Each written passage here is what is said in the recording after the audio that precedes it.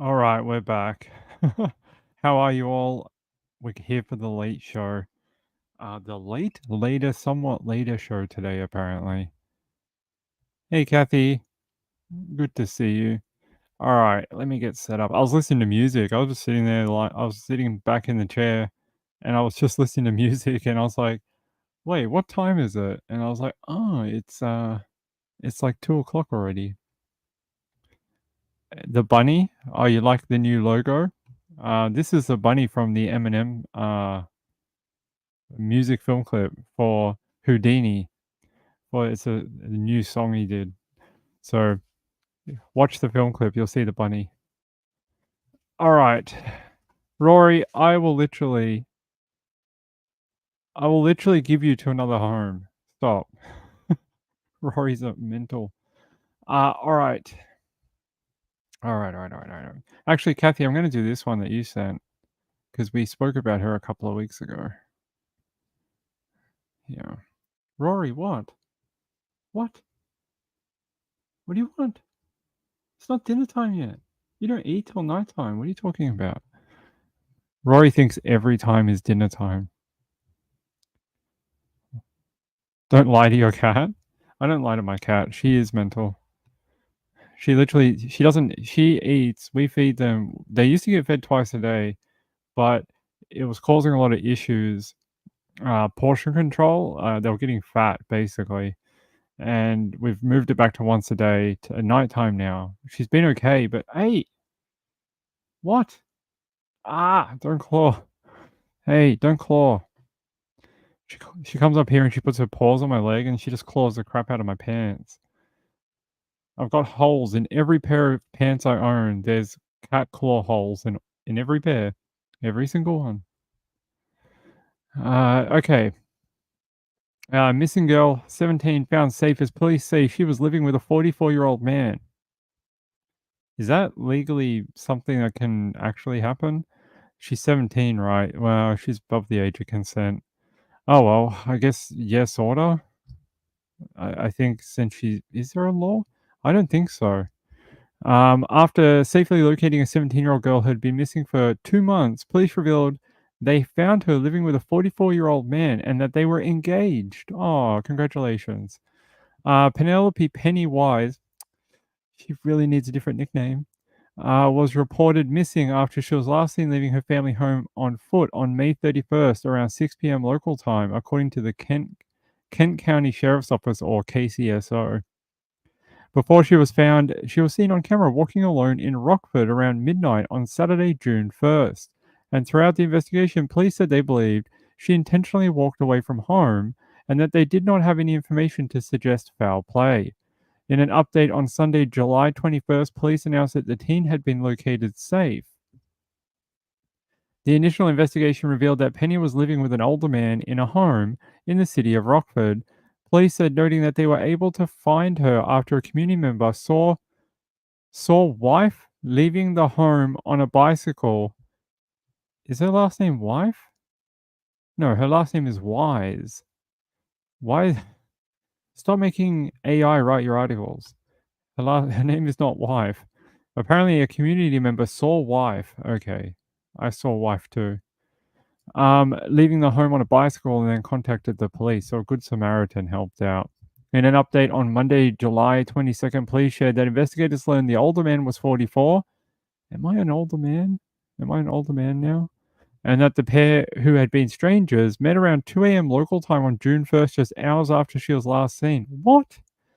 So this is not like a grooming situation. They sort of bumped into each other at 2 a.m. in the morning and he was like, hey, come live at my house.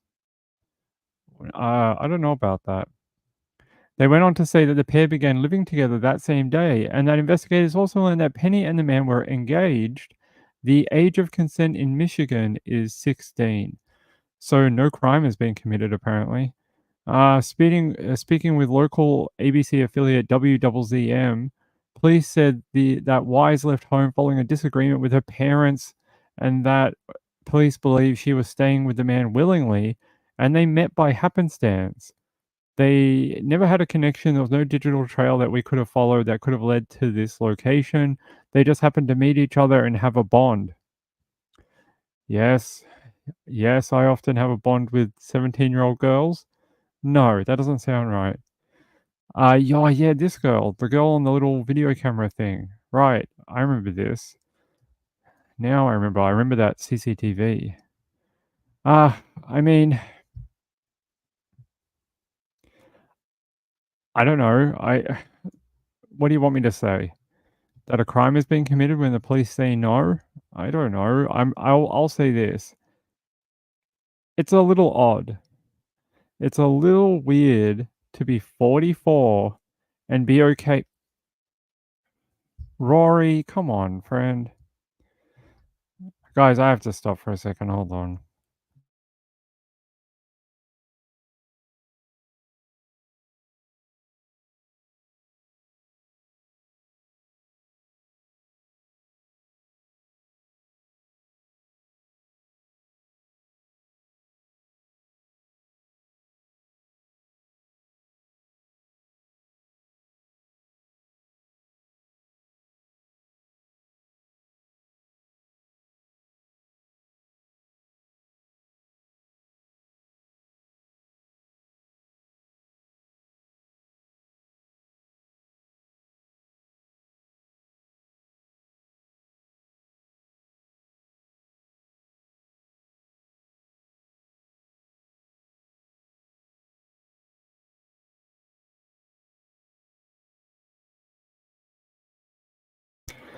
So Rory's being a jerk because she wants food, and so she decided to go to her cat litter and piss off the edge of it. So she does this when she thinks she's not being when she thinks she's not getting what she wants. She'll do this just to be annoying. So uh, I have to go deal with that after we finish here. Um, so it says here, speaking with, yeah, we know that.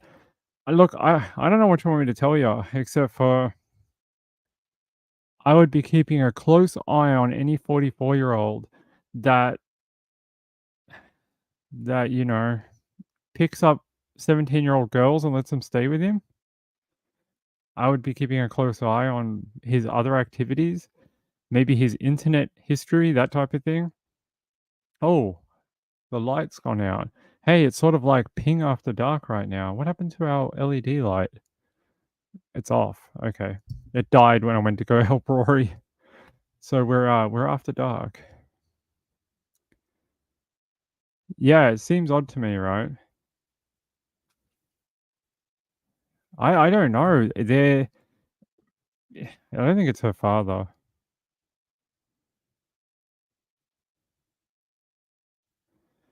Yeah, it is sort of ping after dark right now. I don't know. I'm in two minds. I'm in a mind of in about 9 months she's 18. She can do whatever the hell she wants. And in another mind, I'm still like, she's still not an adult, and there has to be some parental sort of consent. Not consent, but I don't know. Just she's not quite there yet. She's just a little shy of being 18, right? So she's not quite an adult. Maybe she thinks she is able to play big girl games, but I don't know. I would be searching that dude's computer and monitoring his internet history because I'm 40. I have no desire, none whatsoever, to go have sex with a 17-year-old. I did that when I was 17 and I remember what it was like, and I don't really have any dreams of going back to that point. Old enough to be her, yeah. Wait. If he had her, yeah, a little bit. 44 minus 17. Yeah, if he had her when she was 27, if he had her when he was 27, yeah, could be as easily could be his teenage daughter. Yeah, search whoever the FBI is, CIA, Homeland Security, whoever the other people are, that NSA. Search his computer history. Wait, did she not go home? Did they not make her go home? Okay. So the Kent County prosecutor, Chris Becker, told the Fox affiliate that although the case was clearly troubling, their office can't just charge things that we find troubling. The possible charges that they looked into included harboring a runaway and contributing to the delinquency of a minor. The outlet reported, however, because she was 16, those charges couldn't apply. We have to follow the law, and that's what we did. We were just left without anything to charge him with. They said the teenager was still in custody, that they really can't get into what she's in custody for because she is a juvenile still in the eyes of the law. They said, "We're just trying to connect her with services before she makes it back home." When reached by comment by People on Wednesday, July 24, Wise's mum said that the family is happy their daughter was found, but saddened by the choices she's made. "We are thankful for the law enforcement and the hours they put in searching for our daughter," noting that she was still detained at the juvenile detention facility and they have yet to see her. How did she get arrested and the guy didn't? Did she kick a cop? Did she kick a police officer? Maybe. Maybe like resisting arrest, or maybe she tried to defend the 44-year-old guy or something. Otherwise, why would she be in custody? Look, all I gotta say is that I don't know. Hopefully, they can figure it out. Yeah, she's in custody. She's in jail. She's in juvenile jail. Rory, you're being a pest today, my friend. Normally you're a good girl, but you're being bad today. You will not get fed any faster. You get fed once a day and you get biscuits. That's it. You're on a diet, girl. Yeah, Rory's on a diet. She ended up weighing like 8 pounds or something. Not 8 pounds, 8 kilos. And the vet's like, she's not supposed to weigh 8 kilos. Her species of cat is supposed to weigh like maximum 4 kilos. That's what I'm wondering.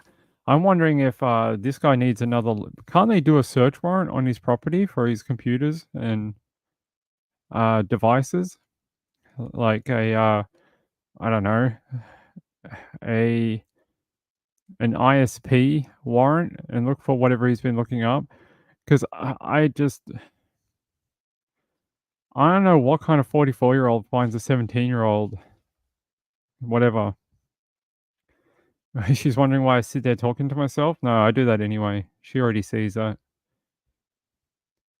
Yeah, I think more investigation into the guy. More investigation. Hey, Angela. More investigation. All right, let's go to what is it? WZZM, Top of the Rocks 90. No, that's not what it's New information tonight on Penelope Wise, a missing Kent County teenager who was found safe yesterday afternoon after disappearing almost 2 months ago. Tonight, investigators are saying she was willingly staying in a 44-year-old man's home in Rockford, and they were engaged. 13 on your side's Callie Lichter spoke with the Kent County Undersheriff and has the latest tonight from her family. She was willingly staying with this male in the Rockford area, and that they were actively trying to evade detection. They were trying to conceal her identity and conceal her location, and weren't cooperating with the law enforcement trying to locate her, to reunite her with her family. The Kent County Undersheriff says they found Penny not far from where she was last seen, living in a stranger's home. The male had located Penny the night of her disappearance in early morning hours, offered a place to stay, and then ultimately that sparked a friendship between the two, and she'd been staying with that same individual for the past 7 weeks. Penny told investigators that she and the man developed a romantic relationship while living together. We're using her words, so that's where we get that information, but they felt that they were in a strong enough relationship that they considered themselves a couple. Even going as far as to say they were engaged. If teens are having trouble at home, the Undersheriff says leaving home isn't the only route to go. We'd always say it's not the best idea to walk around aimlessly or run away from home, but try to use those community resources, those nonprofits that are available to you, to try to bridge that gap until you feel comfortable staying at your home or can find a permanent place to stay on your own. Penny's parents telling 13 on your side yesterday that they are happy she was found safe and looking forward to having her home. We're going to tell her that we love her and that we are so grateful that she's been found. And we just, I don't know about, I'm just very thankful that we're going to be able to see her and wrap our arms around her. Penny's mom did not want to speak on camera today, but on the phone she said she has not been in contact with Penny since she was taken into custody Sunday. And Callie joins us now. Callie, will charges be filed in this investigation? Well, Juliet, Penny is 17. The age of consent in Michigan is 16.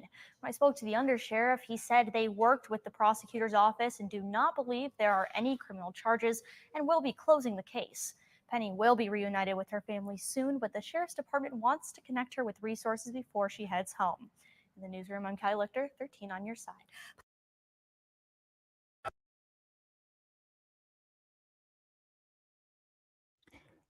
There you go. I don't know. Her parents, it almost feels like they're hiding something. Maybe that's because she is underage and they can't talk about the charges, but there's. I know they said they're very thankful or whatever. In that article, they said they're very disappointed in her, in the decisions that she's made. Look, man, a proposal is just a proposal. You ain't married. You ain't got no kids. You can walk away from that at any time and you don't need a lawyer. So she's been missing a couple of weeks. I don't know. Maybe there's just home problems that they can sort out. Maybe she can go live with a friend or something. Maybe she can go live with grandma or something where she's out of the family home and she has a bit more of a bit more privacy or whatever.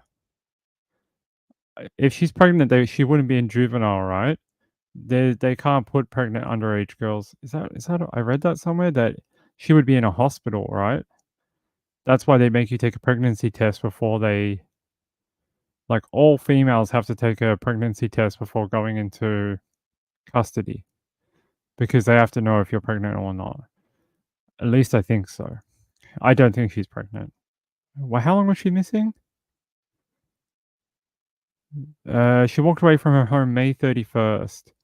So just, yeah, well, hey, sure. Yeah, could be. I mean, she's been missing for almost 8 weeks or whatever. Sure. Yeah, 8 weeks. Sure. Yeah, she could be.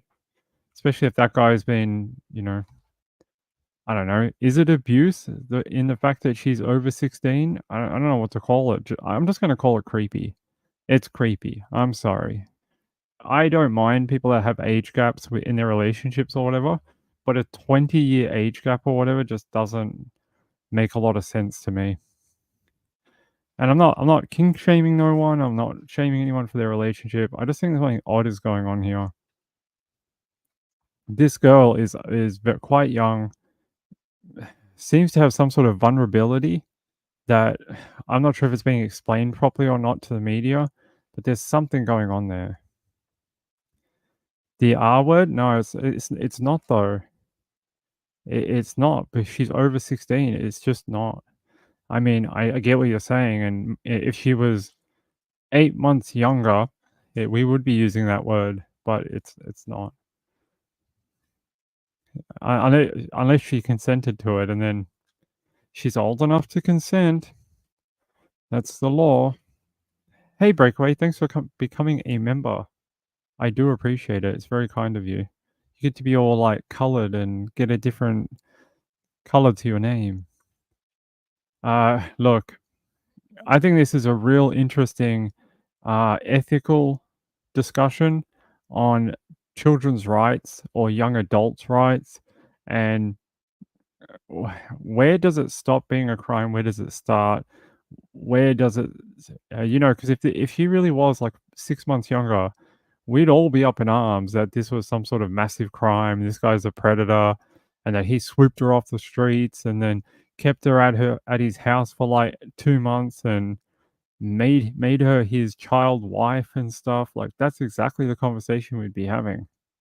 Because she's a little older, that's not the conversation we're having. We're basically like, well, she's over the age of the law. She apparently consented to it, and she accepted a proposal from him. What can we do? That's what the cops were basically saying. The cops are like, what can we do? We can't charge him with anything. All I would say, like, again, is just keep an eye on that guy.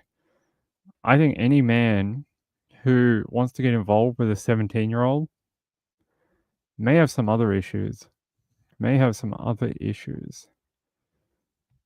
Because, like, that's the last thing I can think of that would be great. I don't sit here and go, man, I'd love to get myself a 17-year-old. I'm like, no, that's like the last thing I'd want to do. I see them on the train and the bus when I have to go places, and I'm like, did I really find this attractive when I was that age? I, I no, I don't want any of that. that's exactly what I think when I'm on the bus. I'm like, no, I don't want that. Thank you. I'm good. I got enough. All right, let's keep going. Let's go to more things that make us angry. No, let's do something else. All right, let's do this one. This is interesting. Let's go to our favorite place, LA. Long Beach teen fatally shoots man in victim's garage. Okay, let's look at this.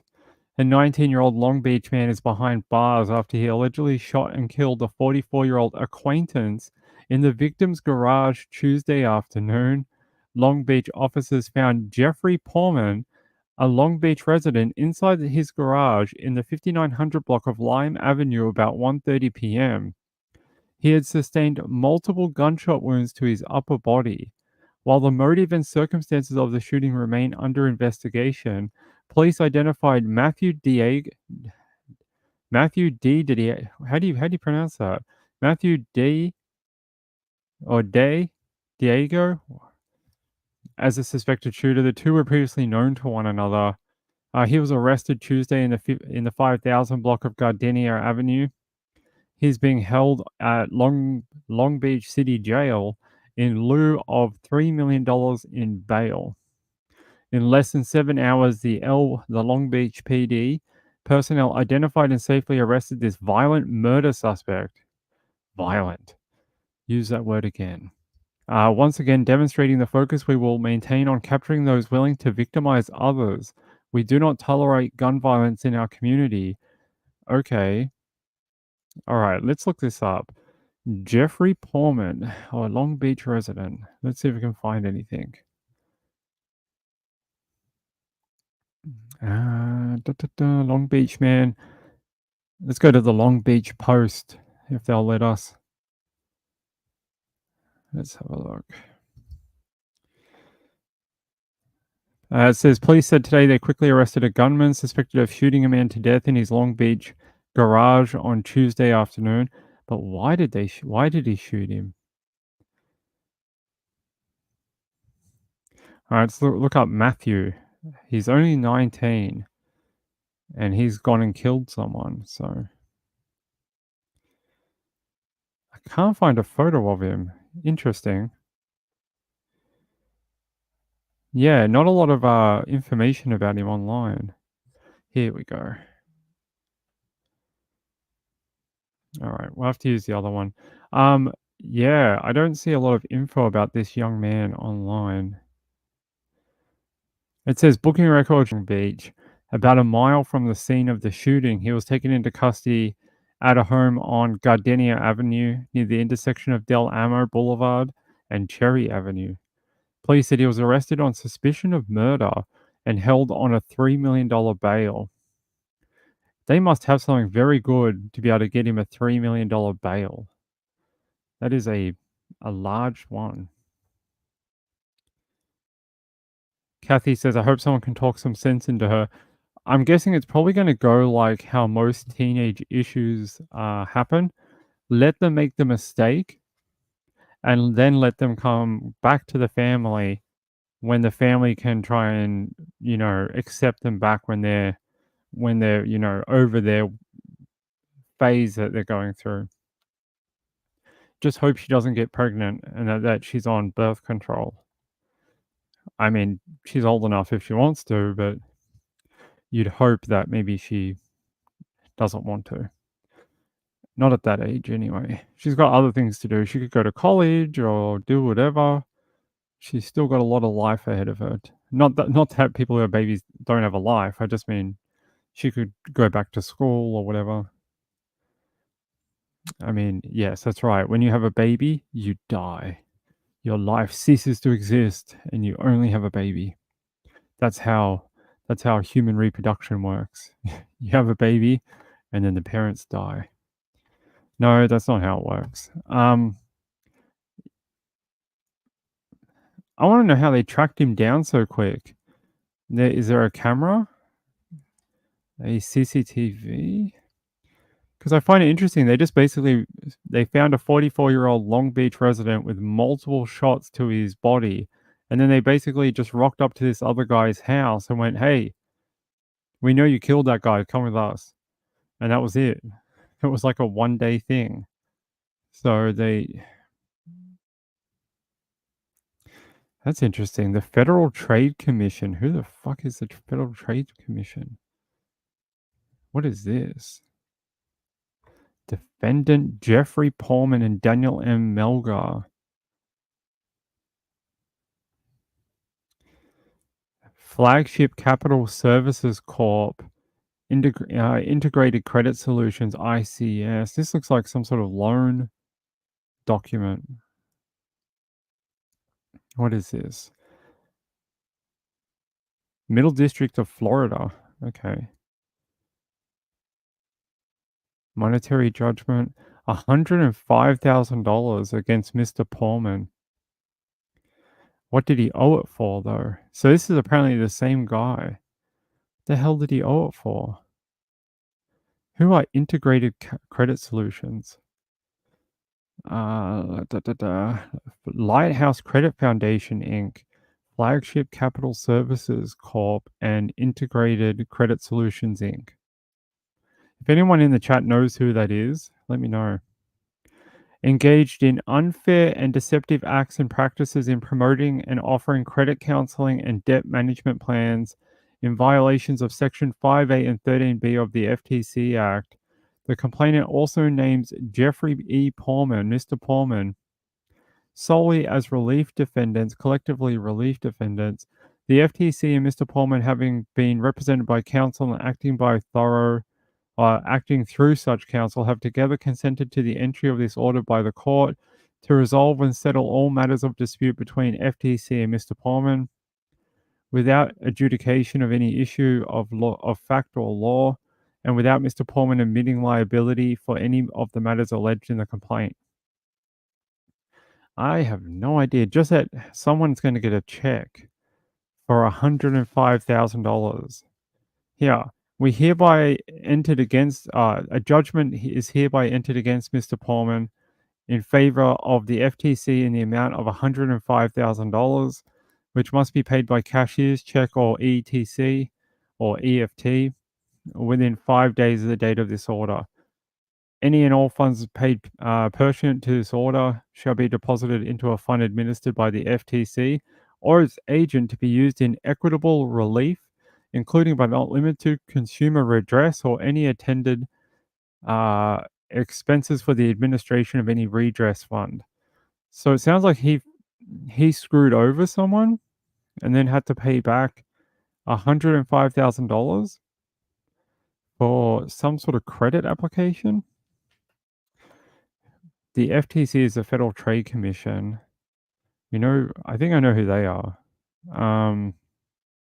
Who's ICS though? ICS. Integrated Cargo Systems. No, that's not it.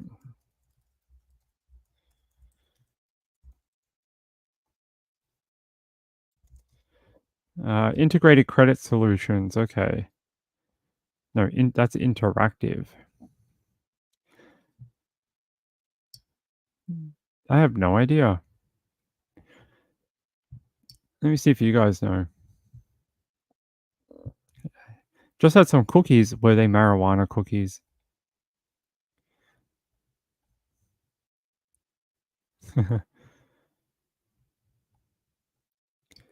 Yeah, Danny Mitchell's ignoring all of you.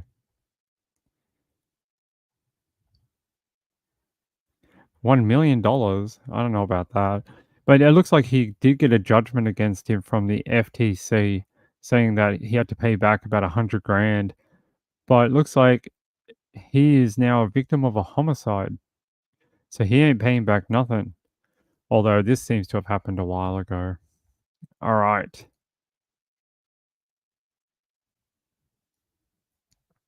Hey, that's interesting. You know, we talk about genetic genealogy a lot. Check this out. This just came up on my feed. Uh, it's called the 10 Million Names Project, working with local genealogists to uncover names of enslaved Americans. In Louisiana, the enslaved population grew to more than 331,000 people in 1860.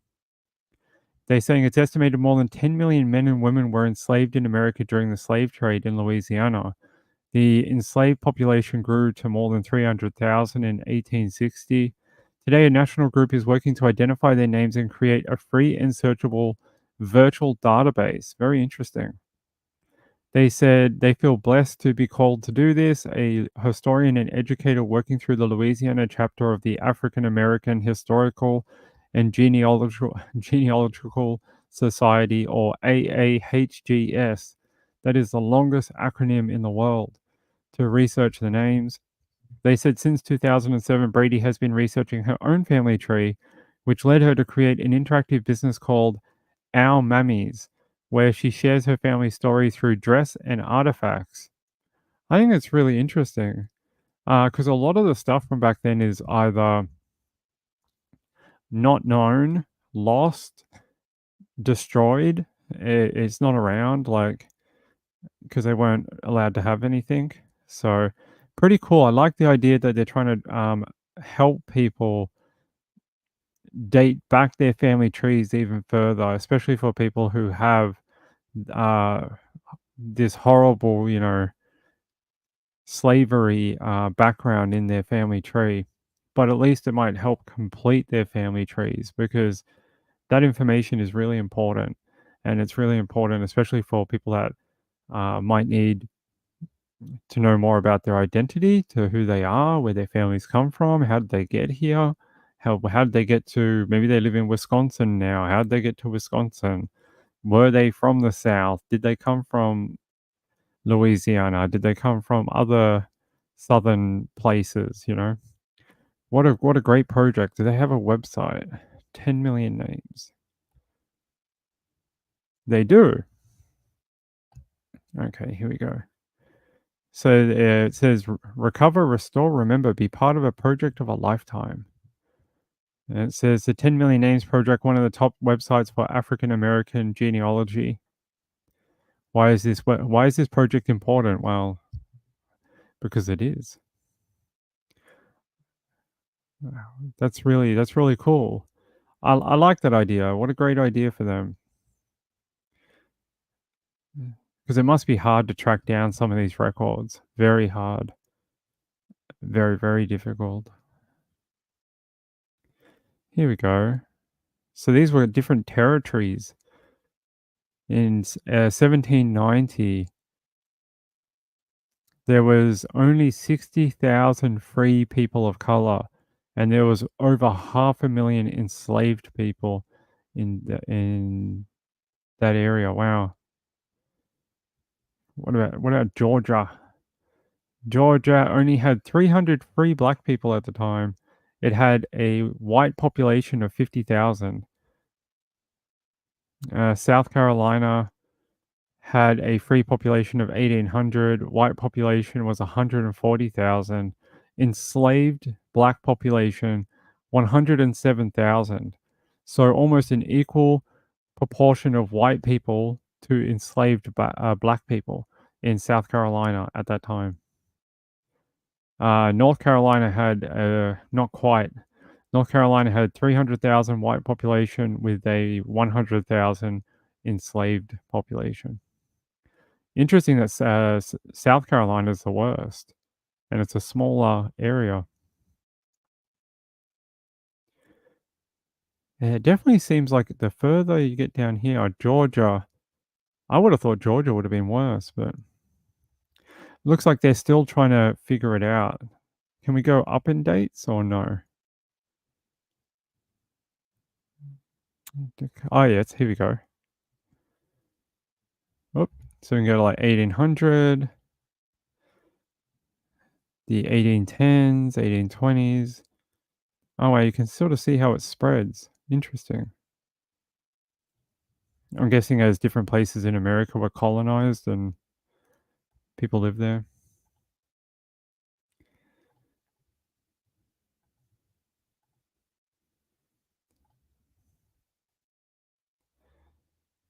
Hey, Brenda. I hope you're having a fantastic day. Kathy says the South would have had a lot of slaves to run the plantations. Yeah. Most of the population was still, yeah, you can see how it spreads out. Where is that website? I lost it. There we go. So as we go back, you can see as you get up into the 1800s, so you can see it migrating back east as we go back in time. See? That is very interesting. I didn't know about that.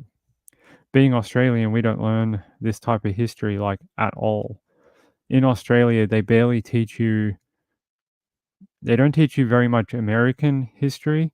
They teach you a little bit of colonial UK kind of Australian history, and they don't teach you very much Aboriginal history, like this much. They teach you this much. They're like, oh yeah, we came to this country, we killed a bunch of people, and then we turned it into Australia, and we just told all the Aboriginals to sort of just stay over there. And that's what we did. And then we stole a bunch of their children. Then we apologized for it. And yeah, we're all good now. That's sort of all they teach you. I've heard it's better today. In these days, it's a lot better. And these days, the kids learn a lot more about it than we did. Yeah, that's very interesting. What an interesting website and project for them. I hope it goes well. I think there's probably a lot of people out there that have no idea where they come from. And as someone who has no idea where they came from, I can sympathize with it. I can't fully understand because I don't think I have any slavery in my family being a white person, but I can sympathize with people who don't know their personal history. I can relate. Because if you ask me what nationality I am, I have no idea. I say I'm Australian, but I have no idea what. I don't know if I'm English. I don't know if I'm Irish. I don't know if I'm from Europe. I have no idea. Could be Russian. No idea. No idea.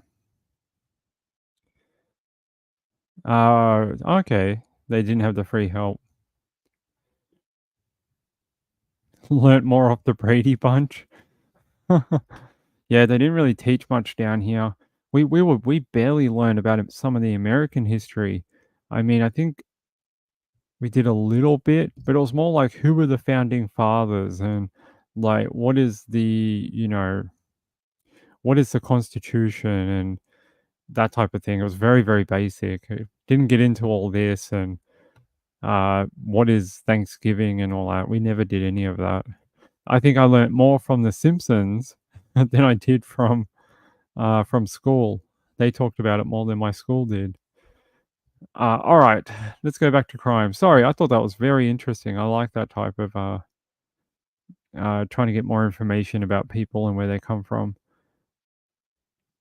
All right, let's see. Do we have any update about our poor friend who died in a dirt patch in San Bernardino? Did they give us an update? Let's have a look. Doesn't seem so. Or what are they just like, sure, he died. Who is he? I don't know. Some guy. What's he doing here? Obviously dying. He just died. Okay. Do you want to give us an update about it? Nah, he's dead. It's all right. We don't need that. Seems a bit odd. All right, let me get you an update about Mr. San Bernardino. Actually, I might have to search it through here. All right, I'm going to play you a video from yesterday. I know it's a bit boring, but it'll give me 2 seconds to try and find a better update.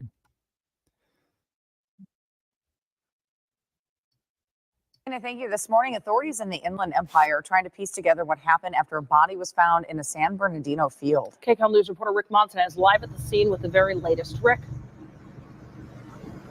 Yeah, Sheba, Jamie, I just talked with police and they tell me the burned remains of a person was found in this field here. I also talked with neighbors this morning who are stunned by all of this. The remains were found back there behind that home. That is where police focused their investigation overnight. The homeowner there tells me he didn't know anything was wrong until after midnight when police came knocking at his door asking for security video. I gave a camera. Yes, I have, but it don't work. What happened? He says a body. Somebody throw one body over there. Oh my God, I scared. So here's where we are right now, just north of the 210 and west of the 215 in San Bernardino. We're on Donald and Duffy Streets. Investigators had been out in this field all night. Police showed up after the San Bernardino Fire Department responded around 10:30 last night. San Bernardino police tell me they're not sure how the person died, but it appears to be the burned remains of an adult man. They're still working to confirm that this morning. At this point, there is no identification on who this person is. Like scary, that could have been anybody. That could have been my family or something, or me. I thought it was just like something burning or something, like someone threw a cigarette and it burned. I also asked police whether there's any suspect information they can release. They don't have that at this time, and they also tell me no arrests have been made. Reporting live in San Bernardino, Rick Montanez, KCAL News. It has been 17 days now since anyone last saw 25-year-old Doris Marceli Aguilar. She went missing the night of July 1st. Her car was found abandoned 7 days later near I-17 and Bethany Home Road. And now her family is fearing the worst. Fox 10's Ashley Rodriguez is live tonight with the clues they're trying to piece together in all this. Ashley. Yeah, her car was found in a mall parking lot. It was unlocked, and inside was her purse and her wallet full of cash. But what really has her family scared is they say that she had a stalker that not only followed her for months, but harassed her as well. Family and friends of 25-year-old Doris Maricela Aguilar consider her a gym rat, a health nut, and a hard worker. In fact, the day before she went missing on July 1st, she had meal prepped. With no history of mental health issues, drug abuse, or disappearing for periods of time, her family immediately notified police their daughter never came home after work that Monday night. There was this man that could follow. I came back in and I'm like, we're on a completely different case right now. I was like, what are we watching? Not the burnt body? All right.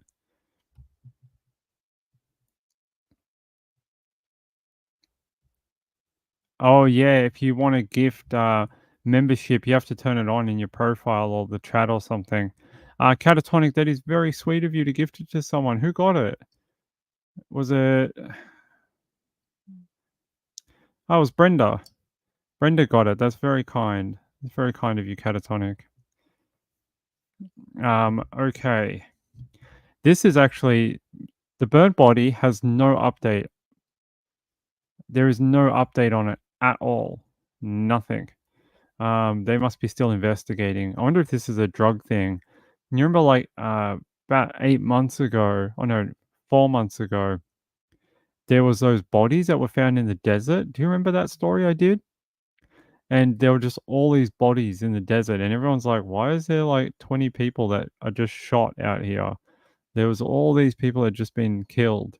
I wonder if it's something similar like that. Yeah, I mean, it could be. But hey, let's watch this one. I want to know about this. This was the story we did the other night. It was about a woman that you saw in the video that gone missing. They found her the other day deceased in the car with what they think is her stalker. So let's watch the rest of it, and then I'll actually do a follow-up on it. Her to different gyms. Her family says Doris had a stalker. The man was her coworker and began sending her harassing messages. When she reported him, the company fired him, but he kept appearing, sending her messages from an account with a gun as the profile picture. The only photo on the account was of an AR-15 in the back of a car. She was very scared of him, and she expressed that. Desperate, her family hired licensed missing persons private investigator Steve Fisher to help find her. He tells me the stalker would show up in the parking lot of the gym she attended, forcing her to switch gyms 3 times. In one post on June 27th, he writes, "Getting my membership back. See you soon." Days later, Doris was gone. So they are scared to death. I can see the fear in their faces. I reached out to Phoenix police, who told me they processed her vehicle and are awaiting results, while detectives continue to follow all leads. So I believe that that guy took her. So I really hope that she's still here in Arizona. They didn't take her anywhere else.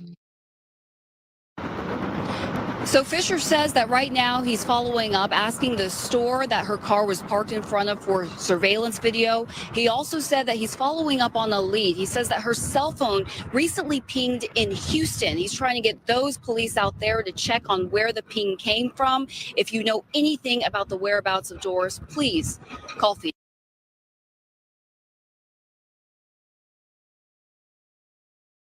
I mean, a very sad story. Reminds me of this one, the Celeste Mano story. Very similar. That one, like you saw, had a lot of messaging, like abusive messaging. She had to change the gym 3 times.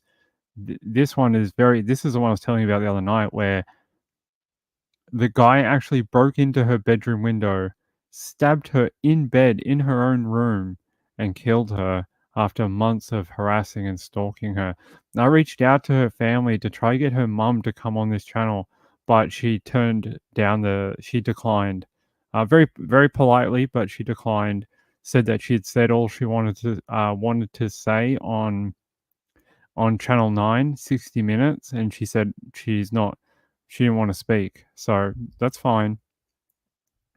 I just was trying to get her on to try and get her to talk about the changes in laws that could happen down here for stalking crimes, because there really isn't very many, and that's what she had tried to do with her daughter.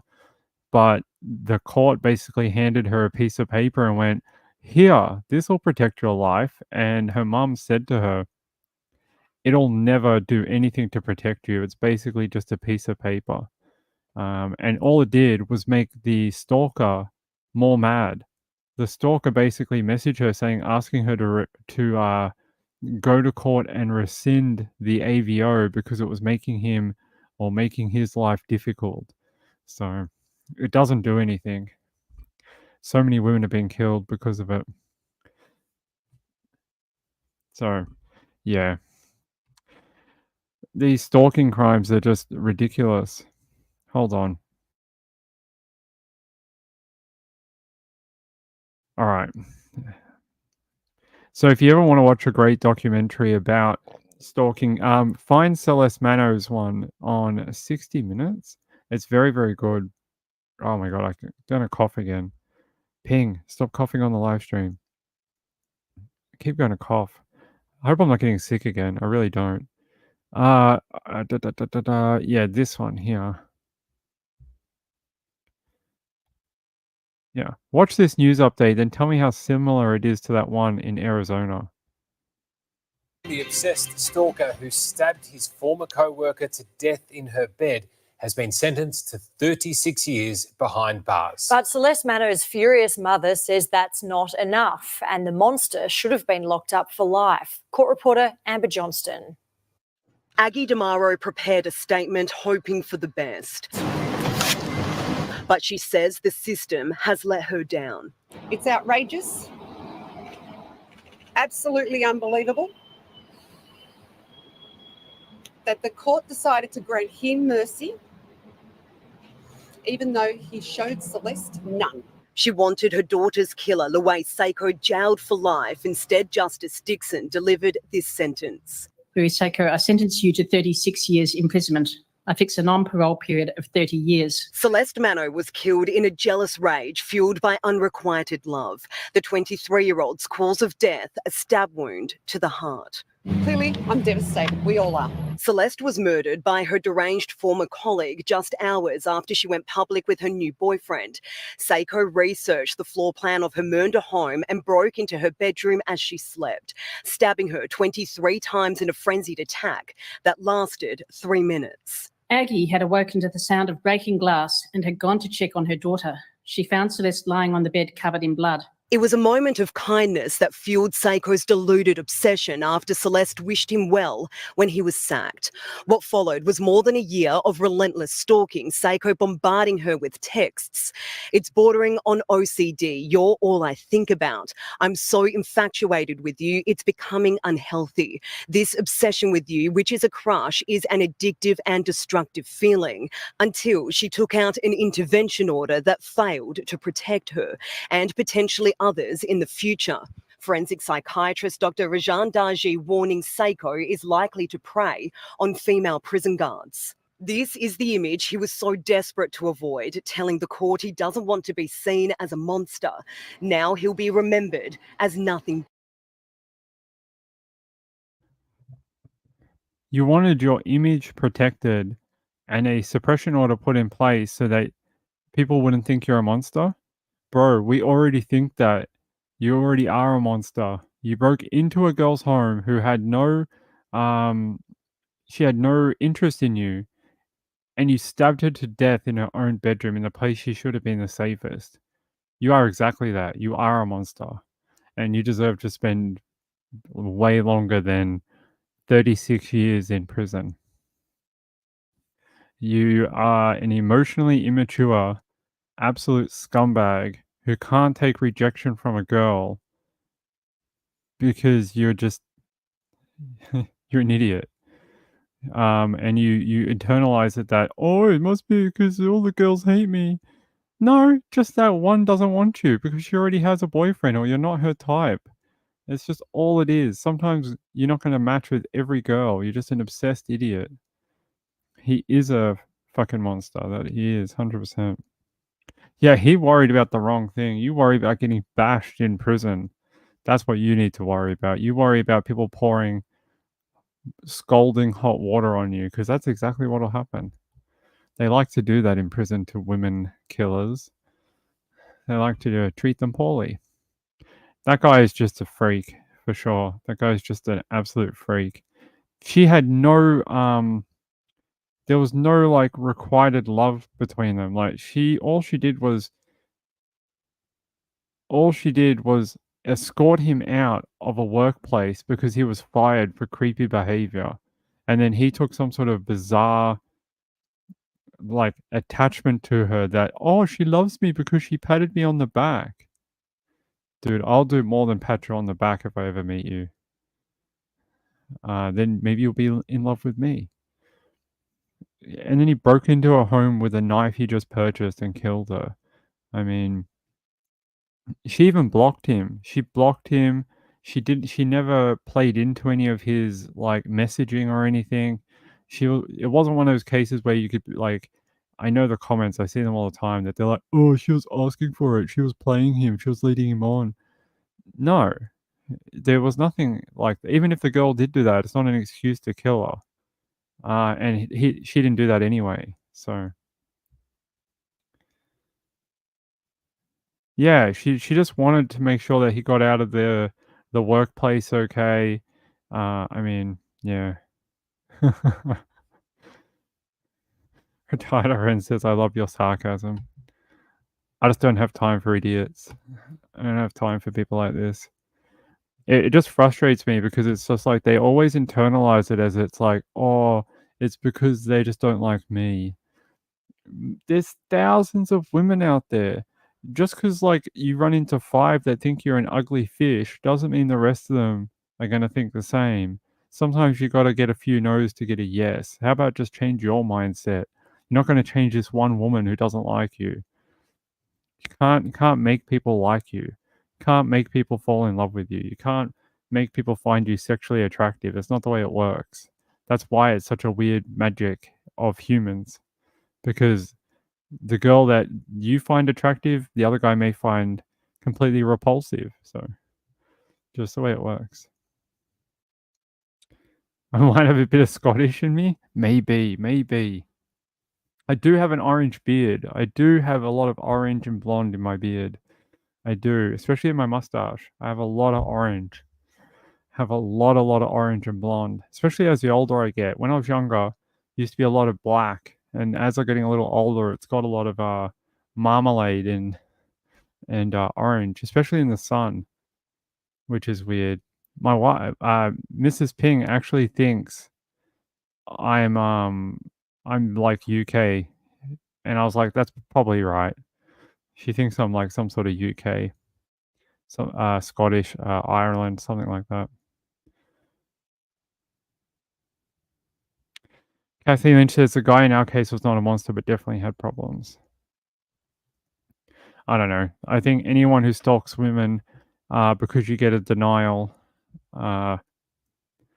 it's nothing wrong with the girl. It's something wrong with you. Easy. Let me see if there's an update on this. 1 day ago. All right. Let's go to Inside Edition. Terrified Arizona woman who spent year trying to escape stalker found dead in car with him. It's almost like the red flags were there and no one listened. Everyone knows Steve Fisher, right? He says she was living in fear. Yeah, 100%. Doris Aguilar spent the last year trying to escape her stalker. The man started stalking her at work and eventually lost his job as a result. Does that sound familiar? That other guy worked with Celeste as well, and he was fired for being a weirdo as well. It seems to be a common occurrence. They said things only got worse from there. However, as the man joined the same gym, she would have to quit and find a new gym. He would follow her to the next one. Man, stop it. Stop getting so obsessed over the one girl. Aguilar went missing in Arizona on July 1st. On July 7th, her body was discovered alongside a man in a rental car, according to a spokesperson from the Phoenix PD.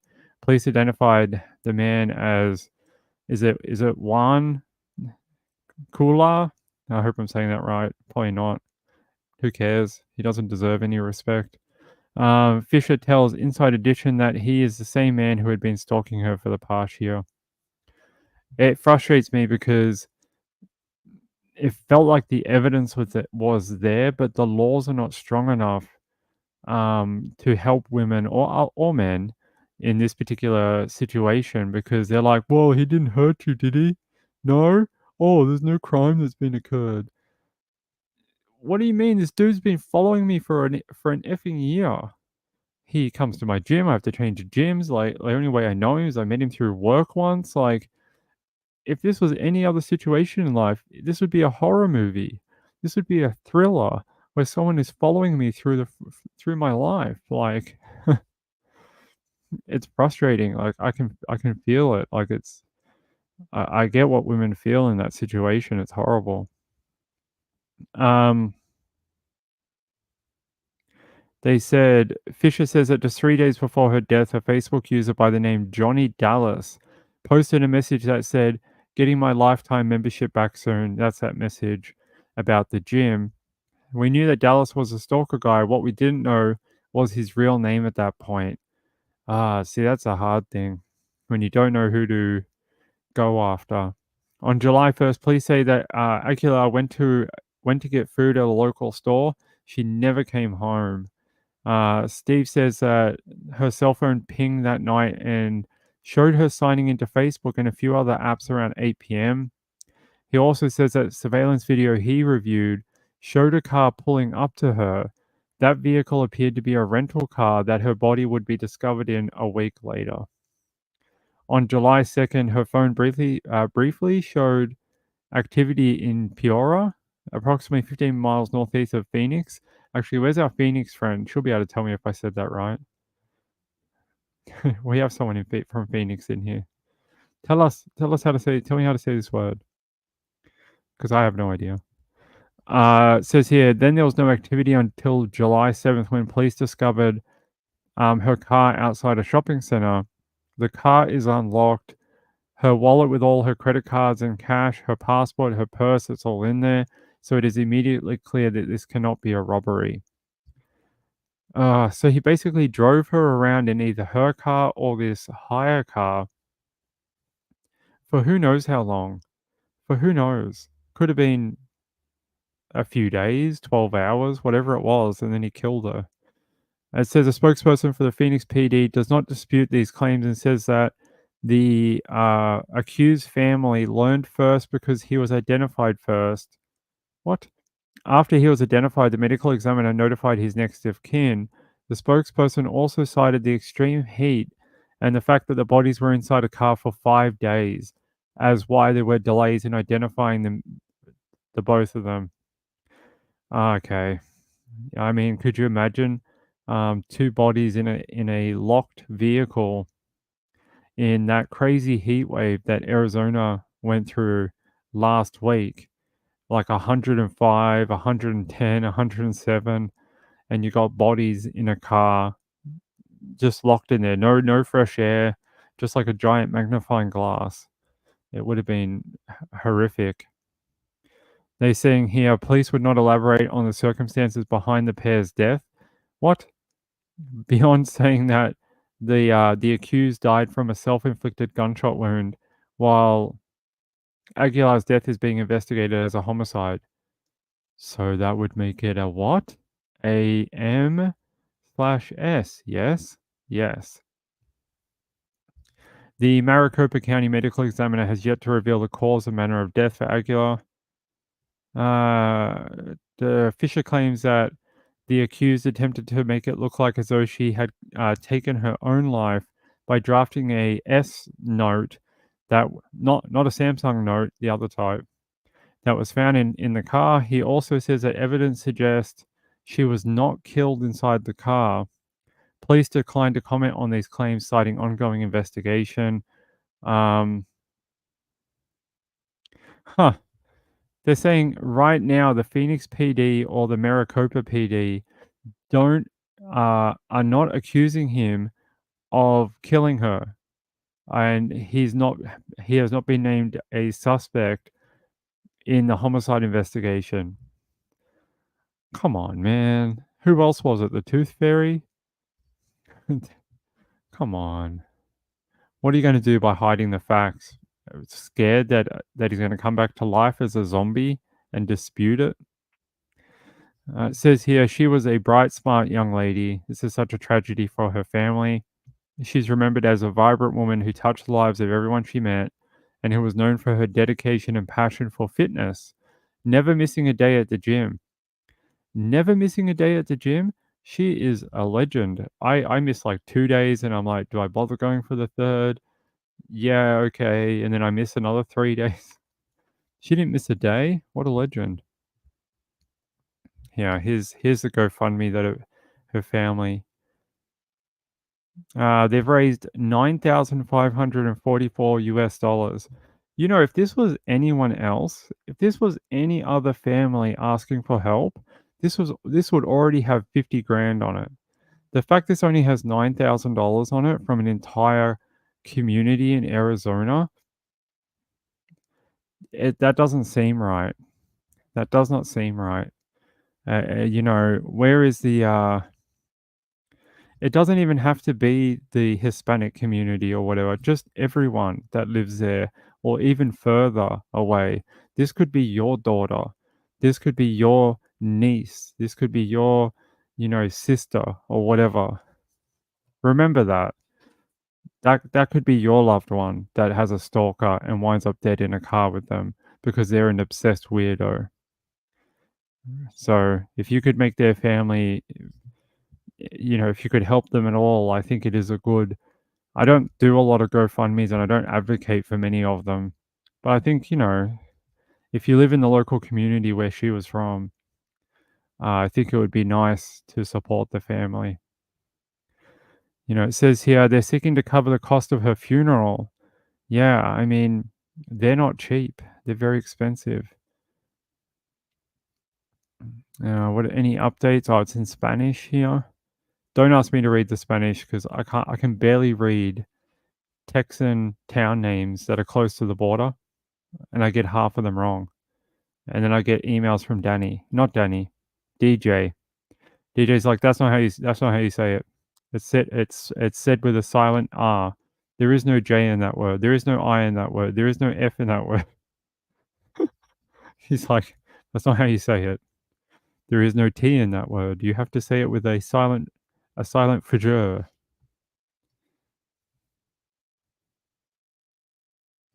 Oh, like the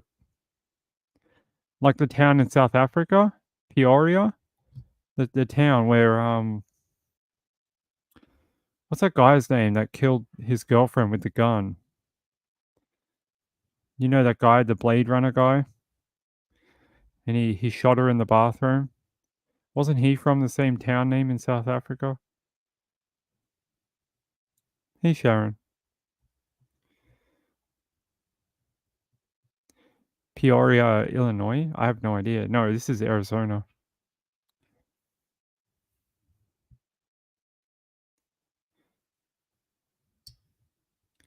It's close. It's got an R in it. Okay. Yeah, that one, how many of you here were there for the trial of him? How many of you were doing true crime or at least following true crime when that trial, the first trial, and when she was killed? Like when all the news started coming out about her being killed in the bathroom. How many of you were following true crime at the time? Thank you. I appreciate it. I'm so thankful for the people who subscribed to get us to 1,000. Not you, Rachel. Not you. Angela says me. Did you ever see the photos from the trial of the bathroom? There's only a couple of photos that have really stuck with me in true crime, right? One, the photos from the trial of the girl who killed Travis. I can't remember the names right now. Hold on.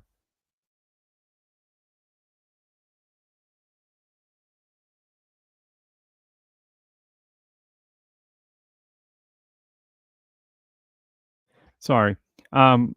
The photos from the girl who killed Travis, I can't remember her name right now. Those photos that she had on the camera of him being stabbed and shot and that, those stay with me constantly. I never forget them. The photos from the bathroom of the shooting of, what was her name? Steenkamp, right? Those photos of that bathroom, they're just in my head constantly. I wonder, how could you fire through that door without knowing where your partner is? Like, isn't the first reaction when you wake up is to where is my partner? Where is she?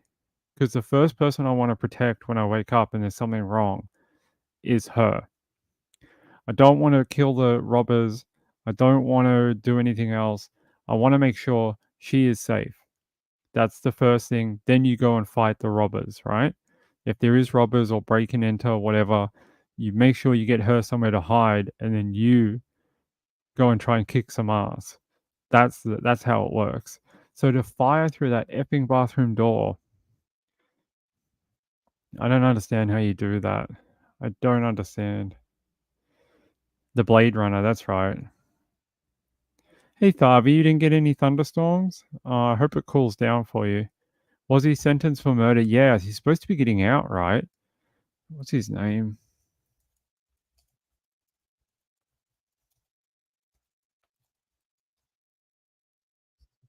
Oscar Pistorius, or whatever his name is. We call him Oscar the Piss Guy. Here he is. There you go. Mr. Douchebag.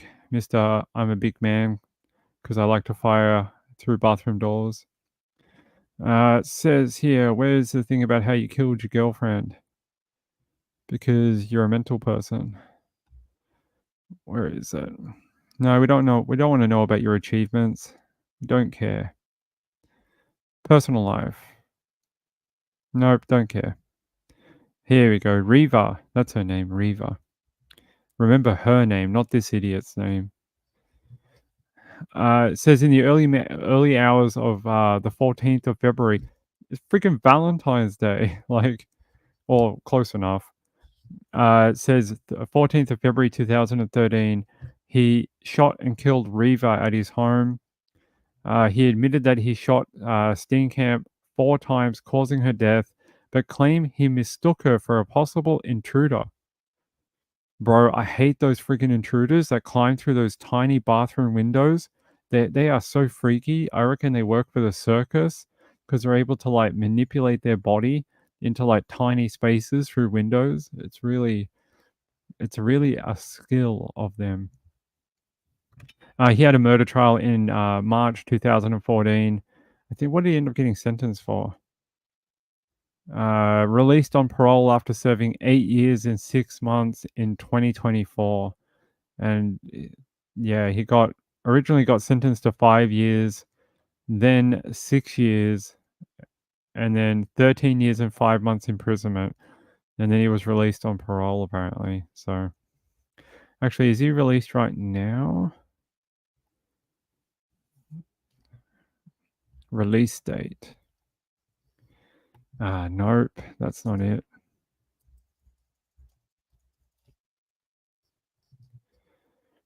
A South African national known as the Blade Runner has become eligible for parole in March 2023 after he served half of his 13 and 5-month sentence for murder, was granted parole on November 24th and take effect on January 5th. So he must be out, right? Yep, he was released from prison. I thought I read something that said they tried to get him back in. Yeah. It says here he was released from prison on parole in South Africa. I can't show you the photos, I don't think, because they're extremely graphic and will get shut down very quickly. But if you want to see them, they are out there.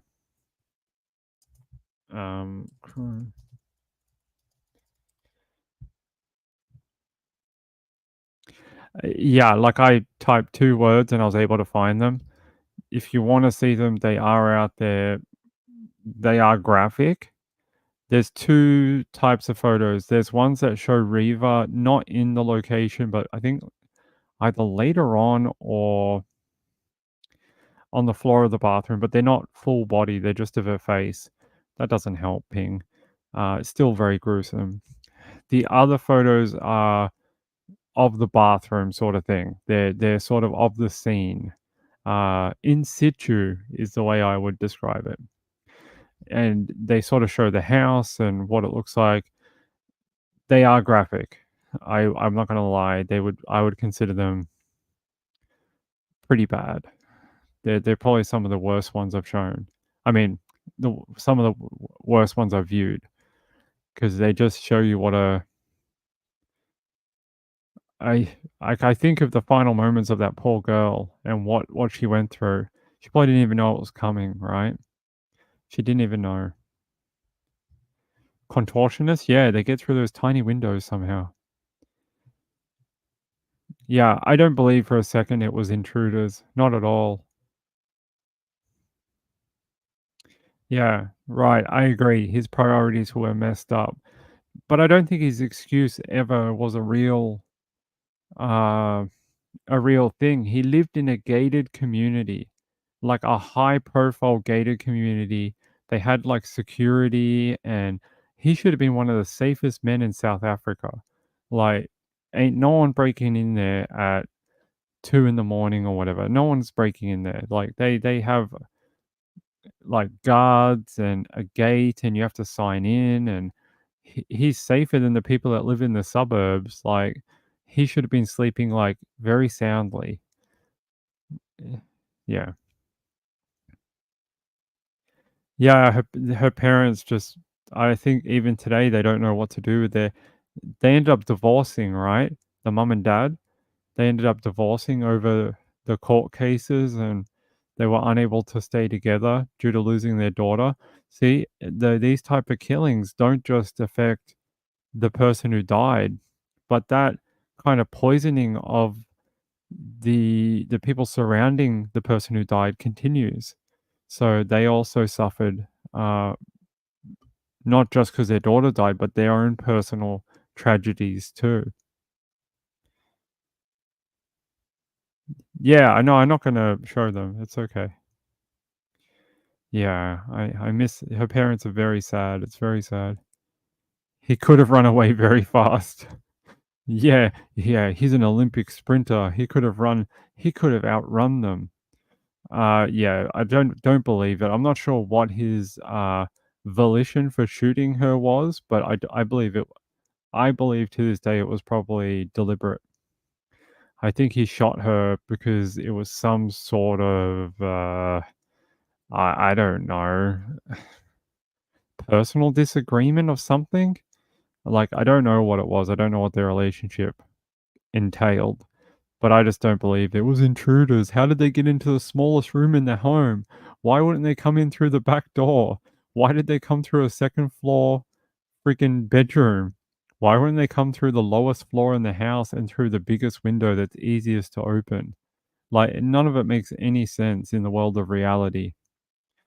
But you know what? You know what is reality? He is now a free man.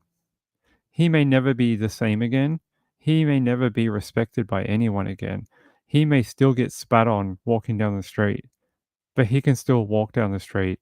He can still go to different places. He could probably even travel at some point once he's off parole. Reva can't do that. She's currently somewhere in a different realm.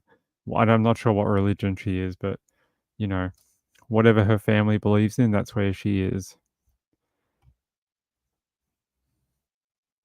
Yeah, I've heard that too, Kathy, that people who lose a child, especially to violent crime, often don't fare very well for their for the parents' relationship. They often fall apart.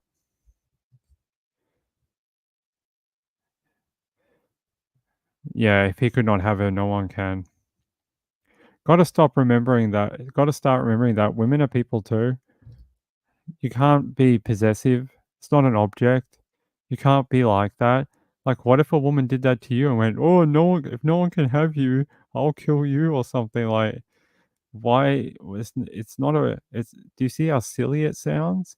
It's not romantic. It's not cool. It's not anything. It sounds dumb. You know, they're a living sentient being too, like just like you are. They're just a different. You know, they're a different gender. That's it. They don't want to be possessed and controlled and, you know,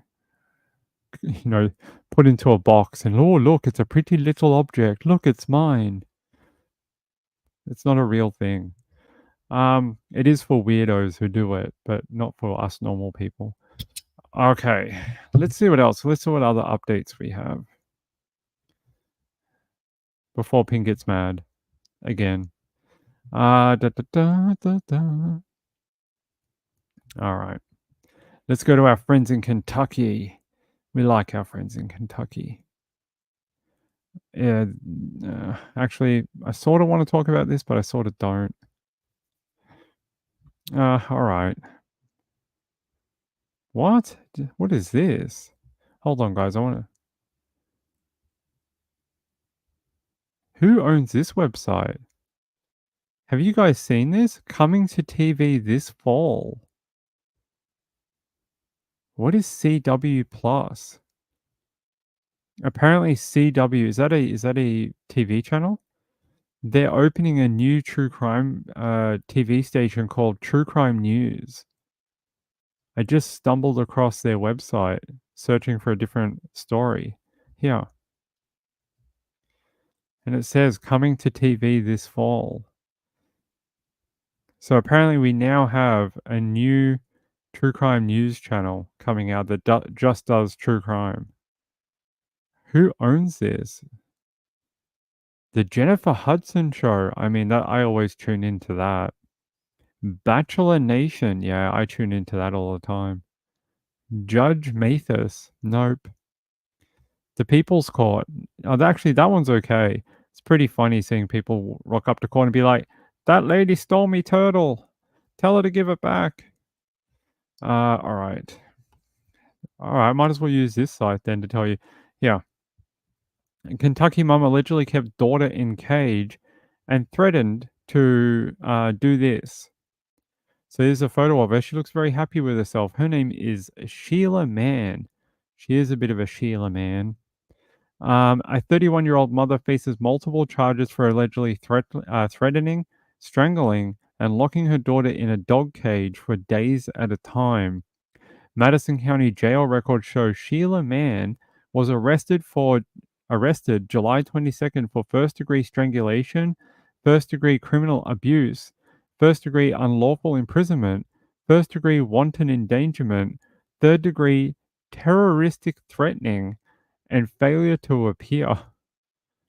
According to court records cited by WDKY-TV, which is a Kentucky news station, Mann allegedly abused her 10-year-old daughter between January 1st and March 7th. The daughter told police that during that time, she allegedly strangled her in her room and threatened to cut her throat. The girl reportedly said she had difficulty breathing and a sore throat afterwards.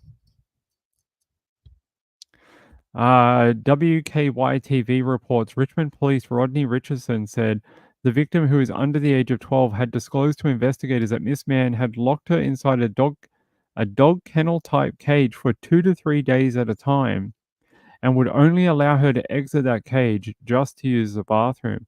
Should have pissed on her face. That's what you should have done. The daughter would allegedly try to break out of the cage, but it was tied shut with a rope. Mann told WDKY that the allegations of abuse against her daughter are a defamation of my character, adding, "She is my only child, and she is my anchor to this world." Well, your anchor to this world is an abusive biatch. There you go. There's the real version of your anchor to this world.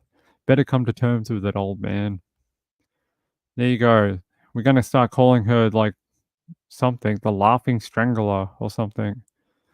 There we go. She needs a nickname. I know, a nice mum, right? What a loving mother.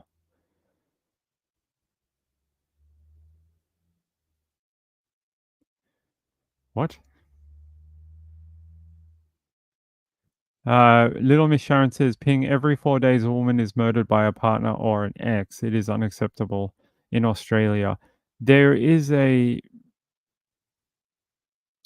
website that tracks how many women are killed by femicide. Is it femicide or I don't know what the word is. But there's a little counter, and every couple of days it goes up. So yeah, I do know what you're talking about. At least she's in the cage now. Yeah, tie her in the cage now. Eye for an eye. No, she does not. Let's see. People trying to compete with ID. Have you seen it on TV yet? I've never even heard of this channel. Like, I have heaps of US cable channels on my computer and my TV, but I've never heard of this one. True Crime News. When it's on. Let's have a look. Let's go to our friends in Florida. Fort Myers, to be determined. If you're in Fort Myers, you are TBD. In Gainesville, CW 100 plus, 7:30 a.m. / 12 a.m. So it's only on twice a day. Why do you guys have weird channels like this in the US where affiliate stations run weird programming like twice a day? There used to be a show called what was it called? There was this show that they used to show twice a day like this. And it was sort of like, imagine if YouTube had a TV show and all it would show was like YouTube videos, like ones that are trending for the day. And they used to show it like twice a day in different counties and states. What was that freaking show called? Hold on.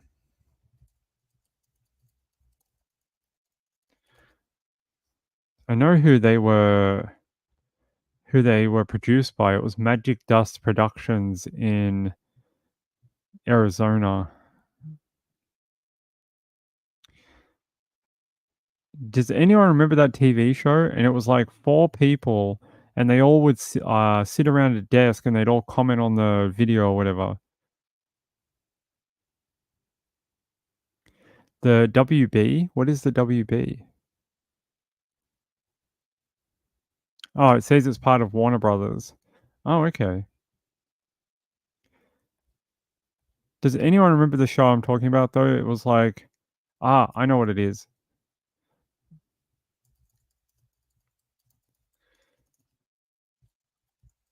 It ended a couple of years ago. It finished. It got cancelled. It's this show here. I'll show you. It was called Right This Minute. And they had these guys on the show. Actually, this was the original people, but I think it was mostly... She was on it, and these guys, and they were all part of the TV show. It was like a TV's #1 daily TV video show. And they would show like twice a day at like midnight and 2 a.m. or something. They'd show 2 different episodes on. Yeah, Nick Calderone, Ollie Pettigrew, and Charity Bailey was on it, and a couple other people. You guys will have to let me know if you remember it. Like Science Fiction Theater 2000? Sort of. Yeah, anyway, this show ended up getting cancelled. I'm not sure why. It just did. I guess it kind of ran its course. Nobody really cared anymore. Yeah. I guess people are like, hey, even 60-year-old people can get to YouTube. Hold on.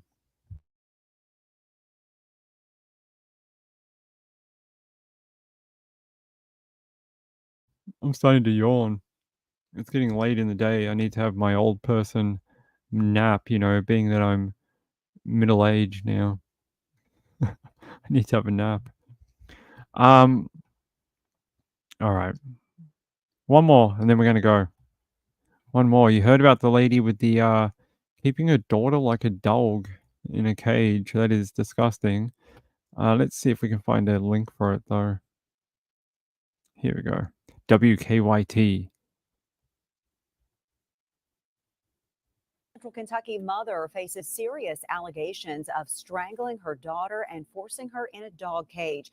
But from jail, the mother tells us the story is much different than what the allegations detail. Sheila Mann is charged with criminal abuse and unlawful imprisonment. WKYT's Phil Pendleton has more on the details of the allegations and what police are saying. Social services began investigating accusations of abuse at this home on Norwood Drive in Richmond, and then police got involved. Based upon the evidence and the statement from the victim, Miss Mann was charged with several criminal offenses to include strangulation, wanton endangerment, and in criminal abuse first degree. Police say Mann's 10-year-old daughter said she was strangled, was thrown to the floor. Her mother then sat on her back and tied her hands with twine. Mann is also charged with unlawful imprisonment. Had disclosed to investigators that Miss Mann had locked her inside a dog kennel type cage for 2 to 3 days at a time. From jail, Sheila Mann tells us that all of this stemmed from events in Georgetown, where she claims that she was the victim of crime. And she says that she's always raised her daughter on her own, and she feels that that is why she has become somewhat of a target. Some of it is actually from my family. She claims her family is also behind it. Police say there's mental health issues at play here. Mann says she did spend some time at Eastern State, but was cleared. She denies that she abused her daughter. Sheila has always been one of the sweetest children, and I have never done anything like that. I've always actually had a job in caretaking. And remains in jail, but she says she is optimistic she'll be cleared and be able to return home to spend time with her daughter and their dog. In Madison County, Phil Pendleton, WKYT. Yeah. Mental health and just yes. Yes to all of it. I don't know what you want me to say except for I don't know what she's talking about. Why would your daughter just make up lies about you putting her into a dog cage and then strangling her? Like, putting your hands around her throat. I don't think children make up lies like that often, just to throw their mum into jail.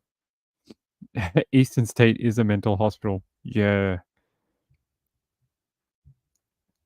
Jojo says, "Hello, I just got here. What state is this in? It's in Kentucky. It's with our friends with the banjos. Our friends that love banjos and bluegrass. It's over there in Kentucky." Aw, Thavi, I hope you get a cool change. Hope you get like a low pressure system coming in. Yeah, look. I know. I like how she's like, "I believe I'll be cleared of all charges." Are you sure about that? Are you sure? The allegations are pretty, here. The victim, who is under the age of 12, has disclosed to investigators that Sheila locked her in a dog kennel type cage for 2 to 3 days at a time and would only allow her to exit the cage to use the bathroom. From jail, she said that her daughter was not forced to stay in a kennel, and the allegations stem from an incident in which she was the victim.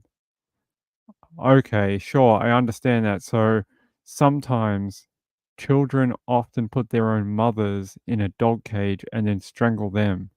Is that what you're saying? Or are you saying that some boogeyman came over, forced you and the daughter into a dog cage, and then forced you to strangle her? I don't know what you're saying. Maybe you are a bit crazy. Maybe she is a bit mental. People are put in Eastern State for a spa getaway. Aren't put in Eastern State for a spa getaway.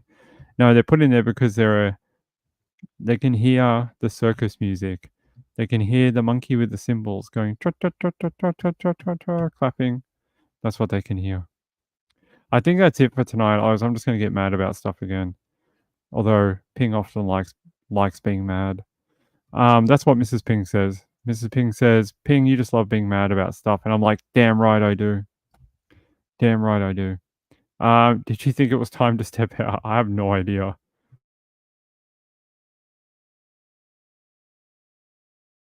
I think she just thinks that no one will believe a child.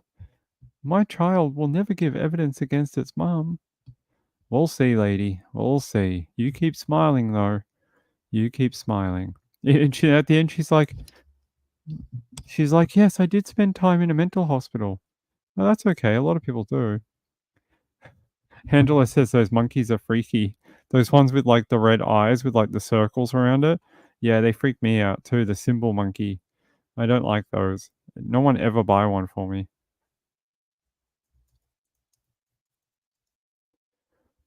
It's these things. Look at them. They're freaky looking. Look, there you go. Look at the eyes. They can see into your soul. They really can. And they know all your fears. They really do. I don't think anyone should. Oh my god, it's a giant one. Go away. I do not want you. Candy Japan. Okay, Candy Japan. Who would have thought? It must have been the Japanese, of course. They're just freaky looking. Why do they have red eyes with circles around it? Like, and this one has all red eyes. Crazy symbol monkey. Don't ever come to my home. I do not want you. Kathy says, "I want a pet monkey." Oh, Thavi, thank you. It's very kind of you to become a member. It's very, very nice of you. Thank you. I'm mad as hell and not going to take it anymore. That should be my slogan. We'll just put it on the banner for Nights with Ping. I'm mad as hell. I'm not going to take it anymore. Little Miss Sharon says, "Ping, you have such a calm demeanor. I don't believe you get angry." People here have seen it. Ask them about it. Ask them the night I was yelling about stuff for no reason. I'm sure a few people. Sienna was so concerned. She emailed me thinking that I was having some sort of like mental break or something. She's like, "Ping, what? You need a day off." She's like, "Why are you so mad?" And I don't know. I was just having a bad day or something. And I was just like, you know, F this, F that, screw these guys. Then I was yelling at the mic, and I think it was that one where they it was that bus crash. It was a bus crash that killed a bunch of people, like a drunk driver, and the driver had like a massive history of driving drunk, like it dating back like 10 years. He'd had heaps of driving with DUI, driving while suspended, but this time he hit a car like a couple of weeks beforehand. This time he hit a bus and killed a bunch of people. So I was really mad about it. Your fiance had a monkey when he was a teenager. What? I hope that's not real. You just needed a rest? Yeah, maybe. Let's see. Yep, Scottish. Wasn't it the Movie Network? I have no idea. Didn't you guys used to have a thing called the movie phone back in the day where like you could ring it and it would tell you like show times and you could buy tickets and stuff. I remember they always used to advertise the movie phone before I don't know, before shows and whatever in America. Monkey was named Buffy. Did it fight vampires though? Did it fight vampires? You need to tell me. Does it know someone called Spike? If it knows someone called Spike, we may have an issue, okay? Yeah, Sienna's like, I remember that. Yeah. It was very nice of you to reach out, Sienna. I was alright. Hey, you can't be happy every day you do this, right? You know, we've almost done, I think, 330 videos, something like that. Almost a video a day for a year. Just shy of a video a day for a year.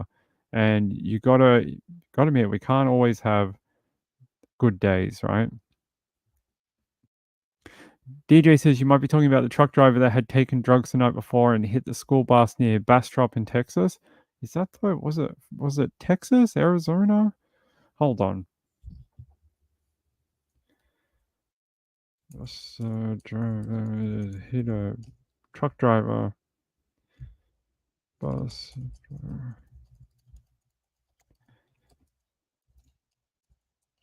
Is that the one where they were like majority of them were farm workers? Like they were immigrants that were going to work on a farm? Is that the right one? Man accused of deadly school bus crash has extensive history. Hayes County.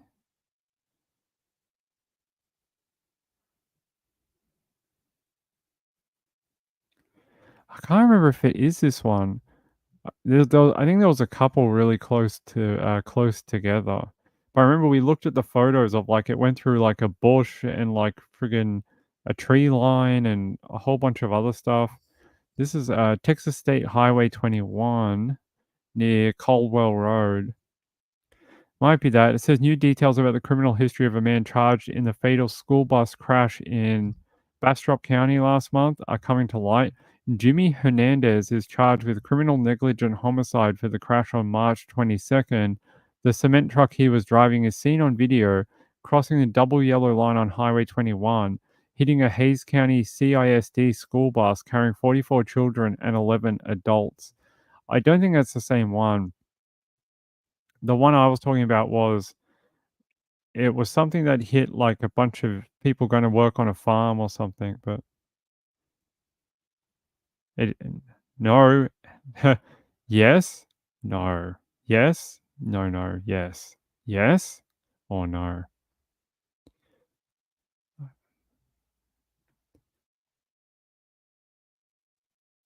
Thavi said some of the stuff we talked about with Trisha tonight made me angry. I didn't watch the show. What was the topic?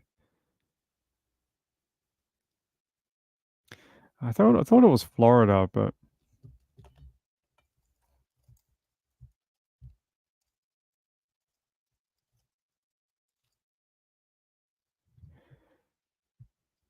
yeah, it's this one, right? No, that's not it. This is Australia.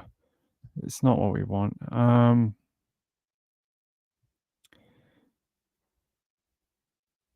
Here, this one.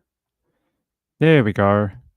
It was this one that killed 8 migrant workers. And yeah, this is the scene that I showed you. See, it kind of went through the trees here, hit a bunch of the tree line, and ended up killing a bunch of people. It was a bus carrying migrant farm workers, killing 8, injuring around 40 others in Marion County. Where is Marion County? Marion County in Florida. There we go. See, in Cannon Farms. The workers were on the way to Cannon Farms in Dunellen in Florida. They are hardworking individuals. Yeah, this is it. This was the one I got mad about. I was just like, how do you roll a bus? How do you get it through the tree line?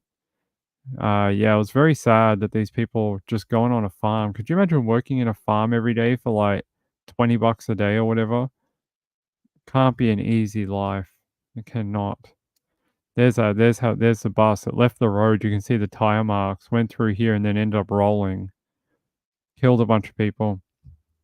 It says a pickup driver has been charged with driving under the influence after he crashed a bus carrying migrant farm workers. I'm pretty sure it was this guy, and he had like all this back history. He had like dating back to like 2002 of just like either DUI, suspended license, getting thrown in jail for not paying certain things to do with court. Real dork of a human. The bus that was buried with children on it. What? I don't remember that. The 15-year-old that ran away. Oh, Alison Chow or Cho. Yeah, we spoke about her. Ah. Yes, it was this one. All right, Penny, don't get riled up. Yeah, it's backbreaking labor. And then they died going to earn a small amount of money to help fund their lives. Like, I mean, to me, it's no more of a tragedy than other people when they die in car crashes or whatever. But it's just a sad indictment on what some people have to do to be able to make a living in life and try and support their families. Very sad. Oh, the buried bus, it was hijacked. I'm going to have to research that after we get out of here. I've never heard of that. I can't remember who hired him to drive, but look up that case sometime. I will. I've never heard of a bus being buried. I will look that up after we get out of here. Hey, I love you all. I better go because I'm starting to yawn. I've been on air for, I don't know, since 11 a.m. this morning. It's almost 4 p.m. local time. We had a little break in between, but I've almost been on the air since, late morning this morning. So I'm going to go. I'm going to go get ready. I'm going to go out with Mrs. Ping tonight. We're going to go out to Costco, apparently. Thank you to all the people who became members. Breakaway Catatonic gifted a membership. Kathy Lynch gifted a membership. And Tharvy40. I appreciate it. Let me check one more thing before we go. Just check.